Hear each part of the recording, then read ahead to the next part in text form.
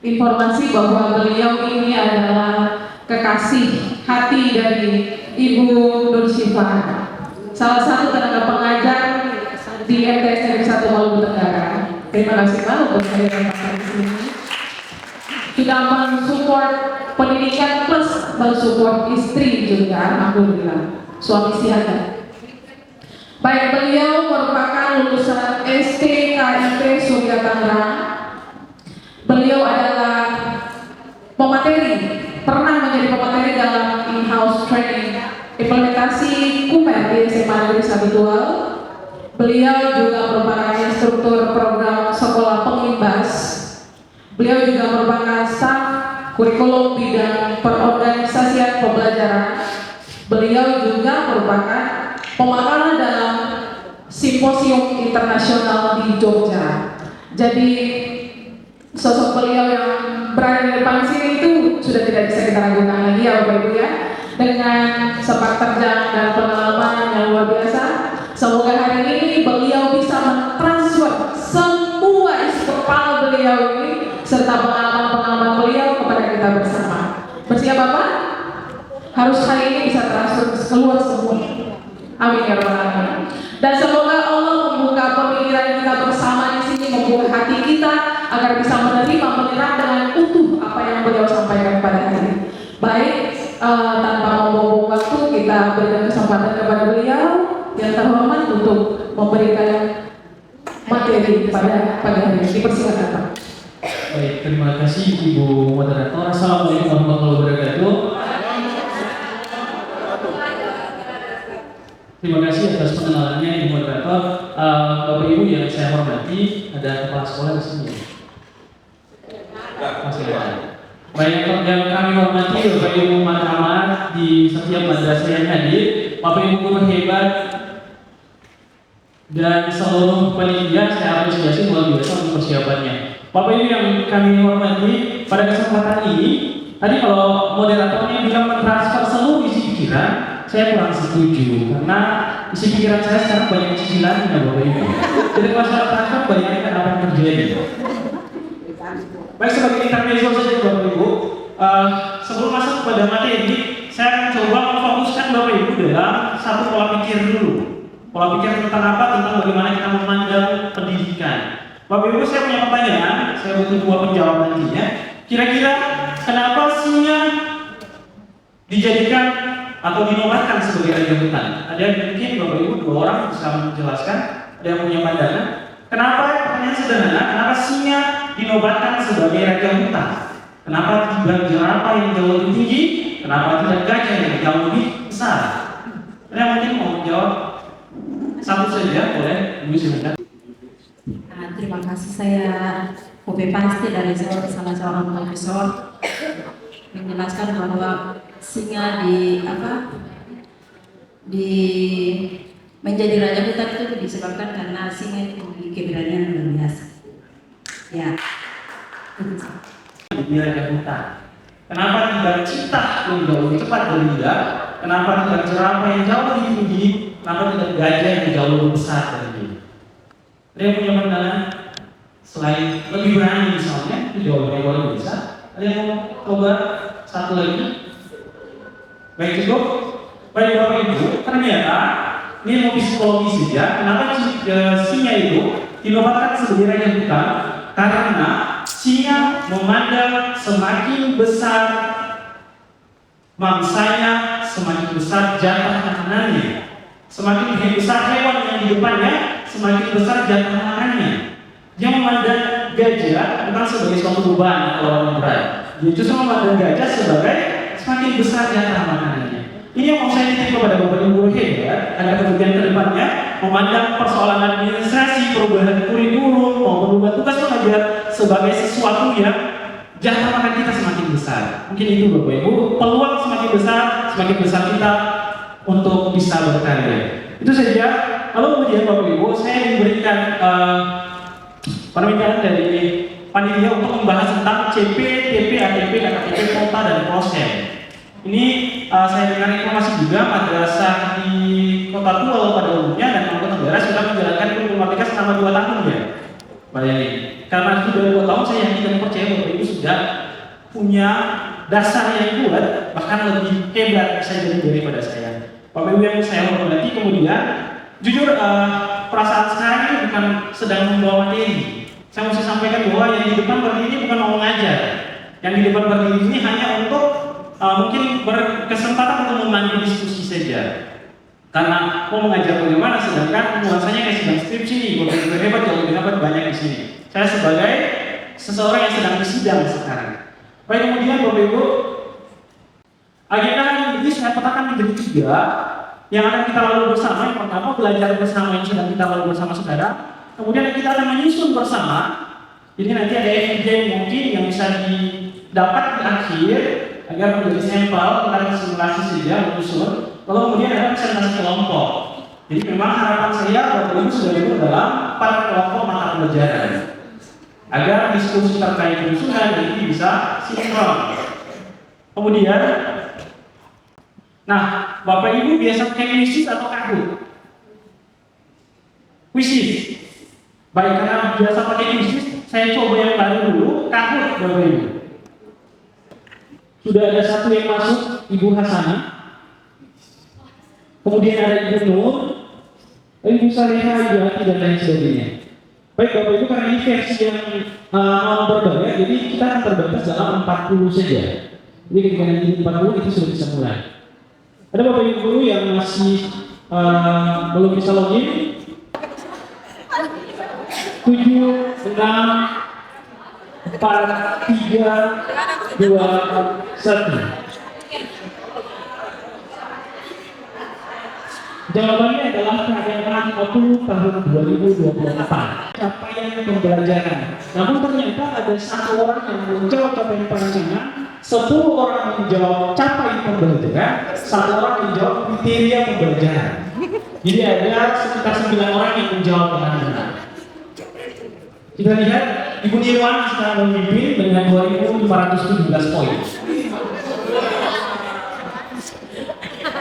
Bapak Ibu telah juga regulasi yang mengatur tentang capaian pembelajaran adalah yang pertama ada keputusan kepala BSKP 031, lalu ada 032, ada 033 dan 034. Jadi cuma di angkanya saja. Silakan Bapak Ibu memilih. Kamu sih jawab juga mu.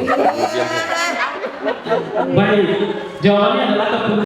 Selanjutnya, kalau tidak memang tidak bisa diantar, mesti berkoordinasi dengan baik-baik bahwa mata pelajaran yang belum diajarkan kok ini loh, agar bisa diteruskan dengan guru pengampu mata pelajaran lanjutan. Ini contoh dari elemen dalam IPA. Ada keterampilan tadi, keterampilan pemahaman dan keterampilan proses dalam IPA. Proses ngomongin soal apa, dan ngomongin soal praktikumnya Bapak Ibu. Di dalam IPA itu dia membagi dalam 6 kategori, yakni mengamati, mempertanyakan, merencanakan, memproses, mengevaluasi, dan mengkomunikasikan hasil. Ini sebenarnya berkaitan erat dengan bagaimana siswa mempraktikkan apa teori-teori yang telah dipelajari. Bisa Bapak Ibu IPA sebenarnya lebih paham. Saya hanya menyampaikan kembali saja. Lalu kemudian saya butuh 1 mungkin testimoni sebagai testimoni. Kira-kira apa itu capaian pembelajaran? Secara garis besar tadi, selain ikan papeda di pohon kuning, mungkin Anda bisa kasih analogi lain, atau mungkin bisa kasih teori lainnya. Saya minta 1 saja Bapak Ibu untuk mengkonfirmasi bahwa kita akan lanjut pada pembahasan yang lain. Boleh saya minta? Biasanya saya acak saja Bapak Ibu, kan yang lahir bulan Agustus Bapak Ibu. Ada? Yang lahir bulan Agustus? Ada. Baik Pak Iqbal, saya persilakan untuk kira-kira apa kesimpulannya atau apa teori yang bisa menyimpulkan bahwa apa itu capaian pembelajaran? Oke, terima kasih atas kesempatannya. Kalau menurut yang saya pahami bahwa pada capaian pembelajaran adalah hasil akhir yang harus dicapai. Misalnya kalau di pelajaran saya kalau Quran hadis, maka pada pasnya itu seluruh siswa harus mencapai hukum-hukum bacaan yang sudah dipelajari dari awal sampai akhir seperti itu. Baik, jawaban yang sangat mewakili apa yang barusan kita pelajari bersama. Menurut tangan buat Pak Iqbal. Kemudian, Bapak Ibu, saya sangat sepakat dengan Pak Iqbal bahwa CP itu adalah yang terakhir itu ibaratnya kunci katanya tuh terakhir itu mesti bisa apa? Itu saja Bapak Ibu. Lalu setelah CP Bapak Ibu, CP itu yang disediakan oleh pemerintah, kita akan masuk dalam menyusun tujuan pembelajaran Bapak Ibu guru. Nah ini kurang lebih dalam perancangan pembelajaran itu pendidik dapat 3, bisa lakukan 3. Yang pertama itu mengembangkan sepenuhnya. Yang kedua itu bisa mengembangkan berdasarkan contoh-contoh. Kan banyak internet Bapak Ibu. Bisa diambil, bisa dimodifikasi dan lain sebagainya. Jangan takut soal urusan plagiarisme. Kita bisa sertakan sumbernya di bawah. Lalu menggunakan contoh yang disediakan oleh pemerintah. Jadi ada 3. Bisa coba buat sendiri, bisa coba modifikasi orang lain punya, atau bisa ambil yang sudah ada. Itu Bapak Ibu. CP itu perlu dikurangi menjadi tujuan-tujuan pembelajaran yang lebih operasional dan konkret. Saya contohkan saja tadi. Jadi setelah kita memahami CP-nya dari regulasi yang diberikan, kalau di kita itu ada Permendikbudnya, kalau di Bank Agama dalam Mendes ada KMA-nya. Setelah baca CP-nya, kita mesti analisis Bapak Ibu. Kira-kira apa saja komponen yang ada di dalam capaian pembelajarannya. Minimal lingkar-lingkar sedikit dulu. Kemudian kita akan menyusun tujuan pembelajaran. Tujuannya ibaratnya langkah-langkah menuju ke situ tuh kira-kira mesti ngapain. Ibaratnya tadi bikin paper dan ini mesti bikin apa? Beli bahan dulu kah? Catat bahannya dulu kah? Kasih panas air kan dan lain sebagainya. Saya akan singkat-singkat saja.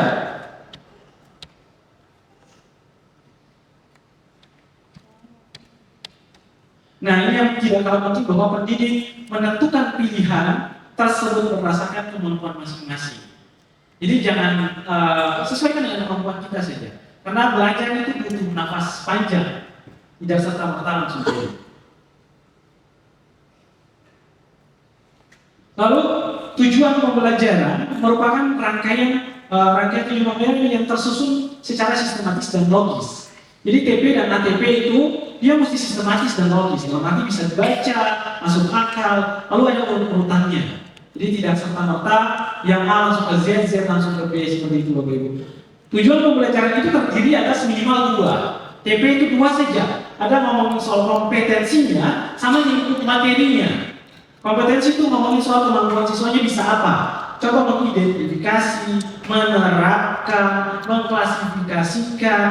Kalau dalam ranah pemahaman yang C2 berarti mengingat, kalau tidak salah ya, kalau salah boleh dikoreksi. Minimal itu, kompetensi lalu lingkup materinya. Mengidentifikasi tentang apa? Tentang bidang ilmunya kita. Menerapkan soal apa? Contoh dalam kita GWT menerapkan rumus Pitagoras. Jadi ada hubungan antara kompetensi yang mesti dipunyai sama materi belajarnya.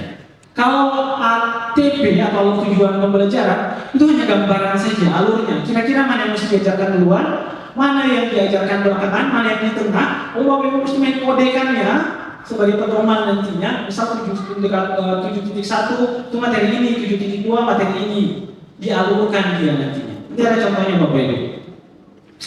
Kemudian dalam merumuskan tujuan pembelajaran ini tadi pertanyaannya, apakah menggunakan taksonomi belum saja?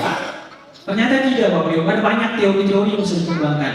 Di dalam kurikulum merdeka yang dikenal ada 3. Tapi kalau misal ada yang mempelajari yang lain boleh dipakai Bapak Ibu. Tapi saya pribadi yang saya gunakan ini, karena sudah dari K13 saya pakai ini juga.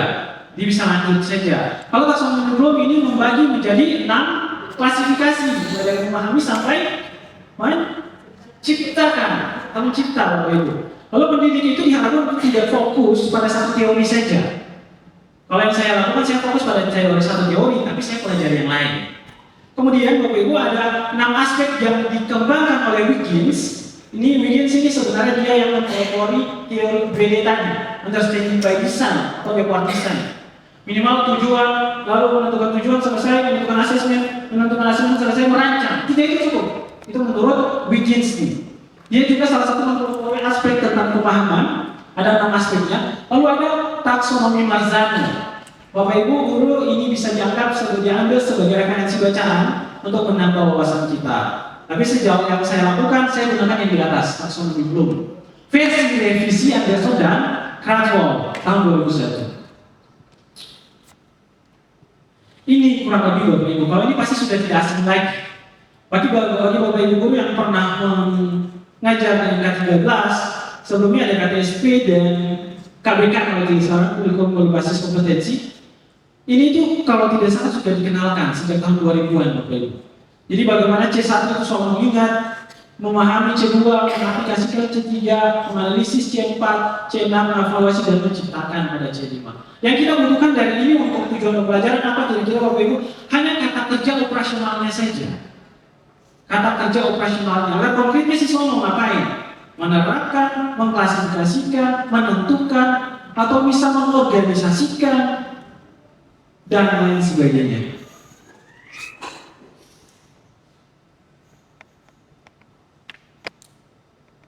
Nah ini adalah 6 pemahaman menurut Wiggins. Bapak Ibu bisa baca nanti bahwa ada menjelaskan, interpretasi, menerapkan, mengaplikasikan, berempati dan lain sebagainya. Ini itu paling cocok dengan guru bahasa Indonesia nanti, atau guru-guru sosio-humaniora.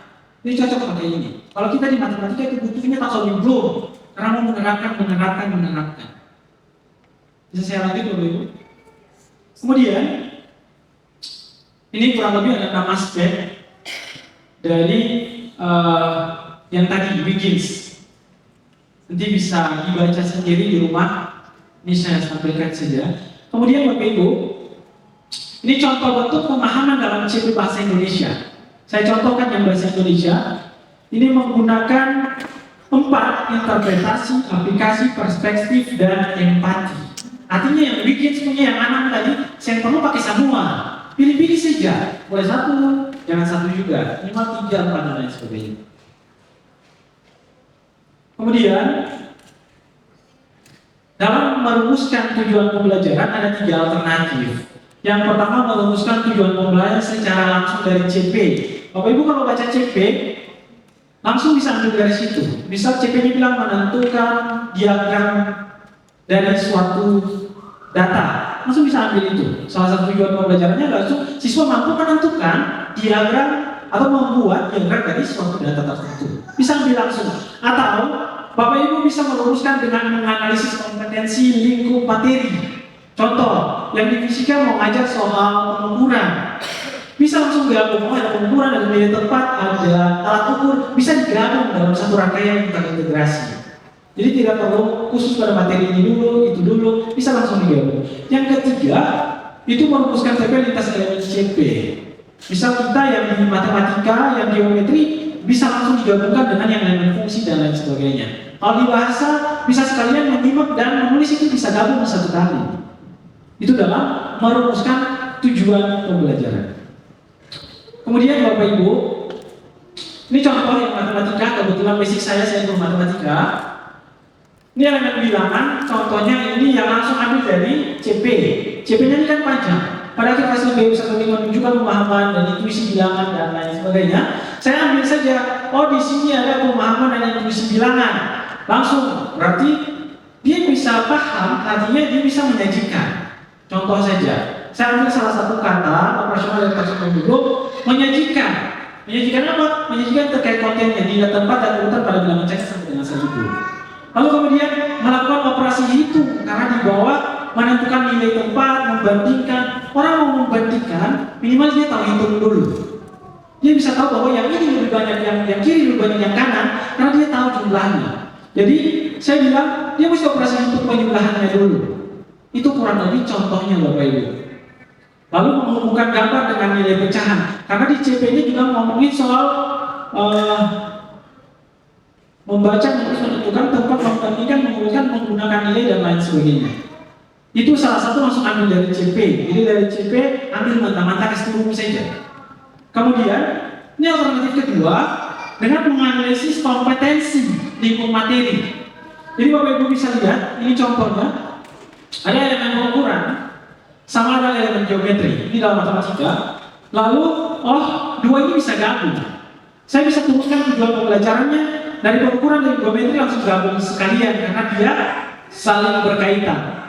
Jadi menentukan hubungan antar satuan dan menjelaskan cara mengukur itu sudah gabungan dari yang di atas, dari geometrinya sama pengukurannya. Lalu ukur-ukur ini sebenarnya ngomongin ukur apa? Ujung-ujungnya pasti berbentuk dimensi 2, dimensi 3 dan lain sebagainya. Makanya di sini saya gabung antara elemen pengukuran dengan geometri. Apakah semua mapel boleh melakukan itu? Boleh. Bisa fokus pada materi. Tapi mau gabung-gabung boleh. Ibaratnya yang biologi misalnya mau langsung biologi di SMA ya. Yang IPA misalnya mau teori langsung praktik boleh. Gabungan elemen antara pemahaman IPA-nya sama elemen yang satu apa? Yang selain pemahaman, yang satu yang berkaitan dengan praktikumnya, kompetensinya. Kemudian alternatif ketiga itu merumuskan TP lintas elemen CP. Lintas elemen maksudnya apa? Jadi misal bilangan ini saya pisah-pisah dulu lingkup materinya. Bilangan ada apa saja? Ada bilangan cacat, ada nilai tempat, ada komposisi, ada nilai menggunakan ribuan sebagai satuan, operasi penjumlahan dan sebagainya. Lalu saya pisah lagi kompetensi yang mau dipakai. Ternyata ada pemahaman, berarti ada memahami di situ. Ada menentukan salah satu tata kerja operasional ya Bapak Ibu ya. Kemudian ada membandingkan, mengurutkan, melakukan, menyelesaikan masalah. Kemudian saya apakan? Gabungkan kompetensi dan materinya. Karena tadi tujuan pembelajaran hanya membuat 2 saja. Kompetensi yang mau siswa bikin sama materi yang mau siswa pelajari. Itu saja. Ini contohnya B1I menjadikan nilai tempat dan urutan pada bilangan cacat sampai dengan 1000. Gabungan dari beberapa kompetensi di sini sama beberapa materi dari sini. Bisa saya lanjut Bapak Ibu? Kemudian ini contoh penyusunan tujuan pembelajaran TP dan ATP Bapak Ibu. Salah satu dokumen yang wajib kita kumpul kalau kita di SMP 1 Dual ada 2 saja. Yang pertama itu modul ajar. Modul ajar itu ngomongnya soal bagaimana pengorganisasian kelasnya kita. Itu angka dalam modul ajar. Isi materinya, gambaran besar, langkah-langkahnya dan lain sebagainya. Lalu kemudian ada CP, ATP dan TP. Ini wajib kita kumpulkan. Saya kurang tahu sistem di MTS seperti apa, tapi kalau kita itu wajib mengumpulkan CP, ATP dan TP. Bagaimana analisis kita terhadap itu sebagaimana tertuang dalam regulasi-regulasinya agar kemudian Kemsek bisa menilai bahwa hari ini guru setahun ini gurunya mau ngapain, bisa tergambarkan. Lalu struktur materinya ada. Walaupun kita diberikan kebebasan, tapi minimal ada bukti fisik atau eviden yang bisa kita tunjukkan. Hal ini berkaitan dengan apa Bapak Ibu? Hal ini bisa berkaitan dengan nanti menyongsong akreditasi sekolah. Kita punya dokumen-dokumen pendukung yang membuktikan bahwa sebagai guru kita mengajar, ada buktinya, ada evidennya. Ini contoh Bapak Ibu guru, tujuan pembelajaran yang sudah disusun, yang punya apa saja, yang bilang rasional apa saja, yang berkaitan tinggal pasangkan saja setiap kategori operasional dengan kompetensi yang mau dimiliki siswa. Lalu ini kode TP-nya, ini sudah masuk pada ATP Bapak Ibu. Lalu tujuan pembelajaran itu ngomongin soal bagaimana tujuan pembelajaran itu dialurkan, bagaimana dia berjalan. Berarti ngomongin soal apa? Soal urutan Bapak Ibu, mana yang duluan, mana yang kedua, mana yang ketiga dan lain sebagainya. Ini, kalau di sini dia kasih peserta didik ini telah berhasil atau belum? Dalam serangkaian proses yang dijalaninya, apakah peserta didik itu sudah mencapai tujuan pembelajarannya atau belum? Lalu pendidik perlu menetapkan kriteria ketercapaian tujuan pembelajaran. Contoh, mata pelajaran matematika misalnya, siswa mampu menerapkan teorema Pythagoras.